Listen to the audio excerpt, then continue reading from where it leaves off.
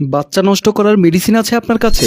Doctor দাঁড়িয়ে গিয়ে বলল, আপনি এসব কি বলছেন? মানুষ আল্লাহর কাছে চেয়েও বাচ্চা পাচ্ছে না, আর আপনি পেয়েও নষ্ট করতে চাচ্ছেন? নাদিয়া বলল, আপনি এত কথা বলছেন কেন? আমি আপনাকে 2 লক্ষ টাকা দেব, আপনি আমার কাছ থেকে আর কোনো কথা জিজ্ঞেস করবেন না। ডাক্তার বলল, আমি পাপের কাজ করতে পারবো না। ডাক্তার হয়ে এসেছি পড়াশোনা করে, ঘুষ দিয়ে ডাক্তার হইনি। আপনি আমাকে ঘুষ দিতে চাচ্ছেন কেন?